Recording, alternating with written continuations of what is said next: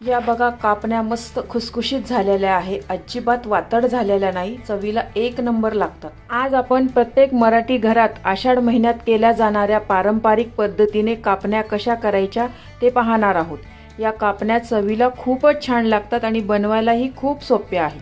Recipe नेहमीप्रमाणे खूप साधी आणि सोपी आहे। या कापण्या गूळ व गव्हाच्या पिठापासून बनवतात, त्यामुळे हे खूपच पौष्टिक आहे। पूर्वीचे लोक आषाढ महिन्यात धपाटे व कापण्या जरूर करायचे। याला आषाढ तळणे असे म्हणतात।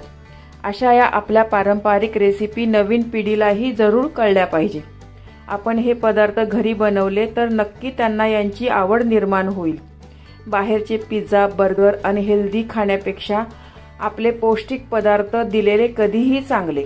बऱ्याच जणांच्या या कापण्या वातड व चिवट बनतात। तुम्ही या पद्धतीने बनवल्या तर छान खुसखुशीत होईल। कापण्या तुम्हाला खुसखुशीत पाहिजे असेल तर थोडे जाड करा आणि कुरकुरीत पाहिजे असेल तर पोळी थोडी पातळ लाटा। यामध्ये मी भरपूर टिप्स सांगितलेल्या आहे, तरी तुम्ही व्हिडिओ कुठेही स्किप न करता पूर्ण पहा। चला तर या खुसखुशीत कापण्या कशा करायच्या ते पाहूया। पूर्ण रेसिपी पाहण्यासाठी माझ्या फोटोच्या खालील त्रिकोणावर क्लिक करा, जेणेकरून तुम्ही त्या रेसिपीवर जाल।